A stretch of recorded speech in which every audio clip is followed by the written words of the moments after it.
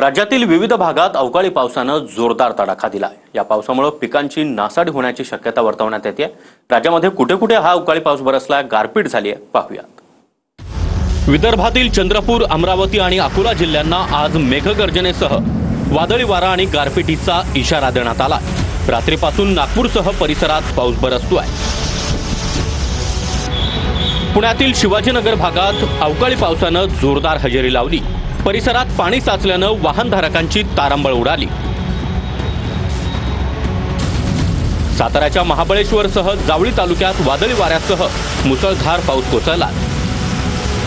महाबळेश्वरच्या मुख्य बाजारपेठेत रस्त्यावर पाणी साचलं.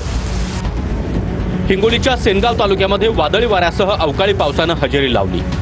उकाड्यापासून नागरिकांना काहीसा दिलासा मिळालाय, मात्र शेती पिकांचं मोठं नुकसान होण्याची शक्यता आहे. सोलापुरात जोरदार अवकाळी पाऊस झाला. सोलापूर अक्कलकोट मार्गावर पाऊस बरसलाय. पावसामुळे उकाड्यानं हैराण झालेल्या सोलापूरकरांना काहीसा दिलासा मिळालाय. छत्रपती संभाजीनगर जिल्ह्यात देखील मुसळधार पाऊस कोसळला. ठिकठिकाणी पावसामुळे नागरिकांची तारांबळ उडाली. जालन्यातील भोकरदन तालुक्यात गारपीट झाली आहे. गारपिटीमुळे केळीच्या बागेसह मक्याचं मोठं नुकसान झालंय. शेतकरी हवालदिल बनलाय. जालन्याच्या घनसावंगी, बदनापूर, अंबड तालुक्यात अवकाळी पाऊस झाला. ज्वारीसह गहू आणि उन्हाळी मक्याचं मोठं नुकसान झालंय. पंचनामे करून शेतकऱ्यांना नुकसान भरपाई देण्याची मागणी करण्यात येते. बुलढाण्याच्या चिखली, नांदुरा, मोताळा या तालुक्यांमध्ये अवकाळी पावसानं हजेरी लावली. अवकाळी पावसामुळे पिकांचं मोठं नुकसान झालंय. नंदुरबार तालुक्यातील पश्चिम पट्ट्यात अवकाळी पावसामुळे पिकांचं मोठं नुकसान झालंय.